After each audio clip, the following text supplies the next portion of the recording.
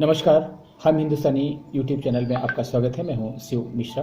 Part one में आपने देखा कि कोलिजियम की व्यवस्था सर्वोच्च न्यायालय ने सत्ता की राजनीतिक दबाव से बाहर निकलने के लिए मजबूरी में बनाई थी। कालांतर में इस व्यवस्था में न्यायाधीशों की नियुक्ति में पहले की तरह ही स्वार्थ हावी हो गया। आज सर्वोच्च न्यायालय संसद को भी दरकिनार कर रहा है और समानांतर सत्ता का केंद्र बिंदु बनने को आतुर है। पार्ट दो में आपने देखा कि कांग्रेस सरकारों के शासनकाल में राजनीतिक कार्यकर्ताओं, संसद सदस्यों को उच्च न्यायालय और सर्वोच्च न्यायालय में न्यायाधीश नियुक्त कर दिया जाता था और न्यायाधीशों को संसद सदस्य बना दिया जाता था। राजनीति और न्यायपालिका के घालमेल के कांग्रेस के अनसुनी किस्से लोकतंत्र का दुरुपयोग हैं, जो कोलिजियम बनने का प्रमुख कारण थे। जैसे ही राजनीतिक सत्ता कमजोर पड़ी, सर्वोच्च न्यायालय ने अक्टूबर 1998 में कोलिजियम व्यवस्था लागू करके न्यायाधीशों की नियुक्ति अपने हाथ में ले ली। धीरे धीरे इस व्यवस्था पर भी स्वार्थ का ग्रहण लग गया। आज इसमें भाई भतीजावाद अपने चरम पर है। प्रस्तुत है कोलिजियम का तीसरा और अंतिम भाग। और आप देखें कि इस प्रक्रिया से जो निकले हुए न्यायाधीश आते हैं, उनमें थोड़ा सा एक इन्फिनिटी कॉम्प्लेक्स होना चाहिए कि हम कैसे आए हैं। राज्यों में जो म्युनिसिपल मजिस्ट्रेट यानी जो लोअर डिवीज़न न्यायाधीश होते हैं, फिर वो प्रमोट होके एडिशनल डिस्ट्रिक्ट जज और फिर डिस्ट्रिक्ट जज बनते हैं। उनमें से कुछ एक उच्च न्यायालय भी पहुंच जाते हैं। कितनी प्रतियोगिताएं देते हैं, कितनी तैयारी करते हैं, कोचिंग करते हैं, मेहनत करते हैं, एग्ज़ाम पास करते हैं, इंटरव्यू देते हैं और उसके बाद उनकी नियुक्ति होती है। और इतने बड़े पदों के लिए उच्च न्यायालय और सर्वोच्च न्यायालय के लिए कोई स्क्रूटनी नहीं, कोई साक्षात्कार नहीं, कोई रिटन एग्जाम नहीं, कुछ नहीं, सिर्फ नेटवर्किंग, इंटरव्यू भी नहीं। अरे भाई, अगर कोलिजियम बैठ के उन लोगों को इंटरव्यू ले ले तो भी समझ में आता है कि हाँ चलो एक प्रक्रिया की गई होगी। और यही जज जो इस सिस्टम से निकल कर आते हैं, उनकी हठधर्मता देखिए, ऐसी ऐसी टिप्पणियां करते हैं जिनसे लोग शर्मसार हो जाते हैं। बहुत ही बेहूद की टिप्पणियां करते हैं। जाहिर सी बात है कि इनमें मैच्योरिटी की कमी है और उन्हें अपनी गरिमा का ध्यान नहीं होता है, क्योंकि उनके पास लंबा अनुभव निर्णय देने का नहीं होता है। जहां पर कोई स्पष्ट प्रक्रिया नहीं, कभी कोई अधिसूचना जारी नहीं होती है कि हाँ इतने पद खाली हैं, आप आवेदन कर सकते हैं। किसका नाम जा रहा है, कहाँ से जा रहा है, किसी को कुछ पता नहीं। जिसका कोई नेटवर्क नहीं है अधिवक्ताओं का, वो तो कभी सोच भी नहीं सकते कि उनका नाम रिकमेंड किया जाएगा उच्च न्यायालय के लिए और सर्वोच्च न्यायालय के लिए। तो ये नेटवर्किंग का इशू आता है, इसलिए उचित नहीं है। और धीरे धीरे विसंगतियाँ आ गई हैं। और एक सर्वे हुआ, उसमें ये पाया गया, मतलब ये मजाक के तौर पर आजकल कहावत प्रचलित है कि उच्च न्यायालय और सर्वोच्च न्यायालय में जितने भी न्यायाधीश हैं वो बिना किसी जस्टिस अंकल के नहीं आ सकते। यानी हर न्यायाधीश का एक जस्टिस अंकल जरूर रहा होगा। तो सर्वोच्च न्यायालय को भी अपनी गरिमा का ध्यान रखना चाहिए कि कोई उस पर अंगुली ना उठाए, और संसद की गरिमा का भी ध्यान रखना चाहिए। और भाई भतीजावाद की जो बीमारी इस पूरी प्रक्रिया में लग गई है, ऐसा तो बहुत सारे सरकारी विभागों में भी नहीं होता है। निश्चित रूप से सर्वोच्च न्यायालय को इस पर बात करना चाहिए। और एक और चीज़ है, ऐसी टिप्पणियां करते समय शायद उनको लगता है कि उनके ऊपर तो कोई है नहीं, उनका कोई बाल बांका भी नहीं कर सकता और उन्हें किसकी चिंता करनी। ये इस तरह की भावना लोकतंत्र के लिए सबसे बड़ा खतरा है।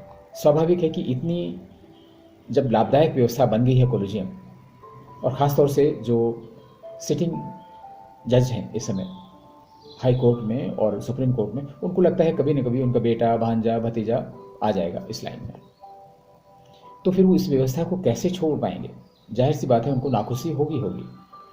और न्यायपालिका पर राजनीतिक स्वार्थ हावी ना हो, जैसा कि हमने देखा कांग्रेस शासनकाल में, यानी इस कोलिजियम से पहले जैसा होता था, रियली बहुत ही अफसोसजनक है न्यायपालिका के साथ जो होता था।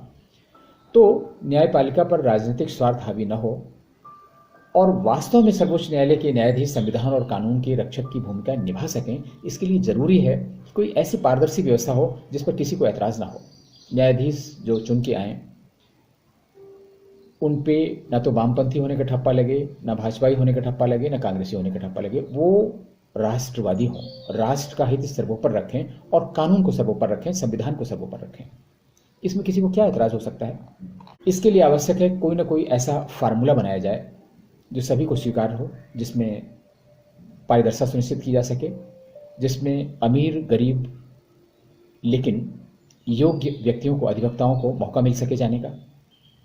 आज तो बिना नेटवर्किंग के कोई जा नहीं सकता।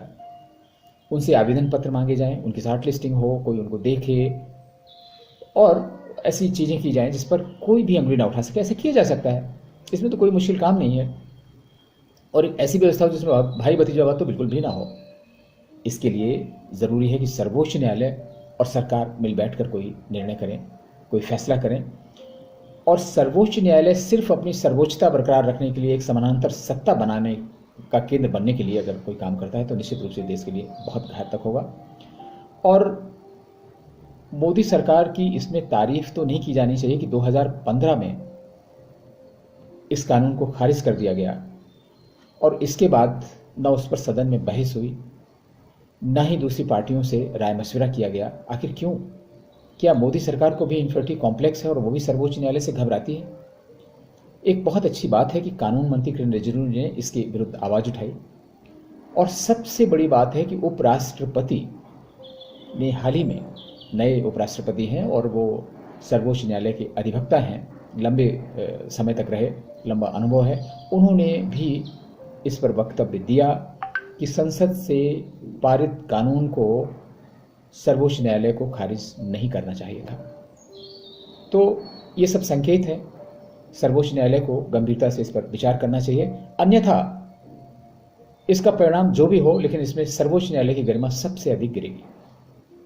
और बहुत सारे ऐसे मामले हैं जिसमें आज सरकार चुप हो जाती है सर्वोच्च न्यायालय के नाम पर, उनकी स्वतंत्रता के नाम पर, उनकी स्वायत्तता के नाम पर बहुत से मामले आएंगे।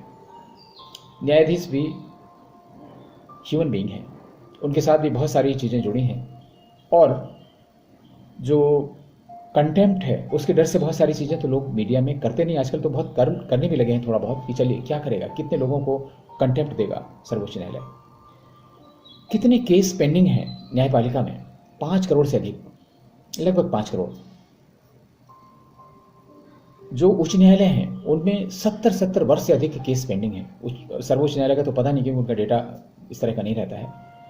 सर्वोच्च न्यायालय को मिल बैठकर ये फैसला करनी चाहिए कि कैसे हम न्यायिक प्रणाली में सुधार करें, कैसे छोटे छोटे मुकदमे जो गांव से चलकर सर्वोच्च न्यायालय तक आ जाते हैं उनको वहीं पर रोका जा सके, पंच परमेश्वर वाली व्यवस्था लागू की जा सके। छोटे छोटे राजस्व से संबंधित मुकदमे इसमें शामिल नहीं है 5 करोड़ में, उन सबको पंचायत स्तर पर निपटाया जाए। कोई एक ऐसी समानांतर प्रणाली विकसित की जाए जिसमें मुकदमों का जल्दी निपटारा हो, लेकिन उस पर ध्यान नहीं है, सब अपने अपने कामों में लगे हुए हैं। तो आशा है कि दोनों ही पक्ष इस पर विचार करेंगे। और सबसे बड़ी चीज़ है कि जनता को दबाव बनाना चाहिए, वो चाहे न्यायालय हो, चाहे सरकार हो, कार्यपालिका, न्यायपालिका, विधेयिका, कोई भी हो, जहाँ कहीं भी उसे गलत दिखाई पड़ता है दबाव बनाना चाहिए, क्योंकि लोकतंत्र में जनता ही सर्वोपरि है। नमस्कार, फिर मुलाकात होगी किसी मुद्दे पर।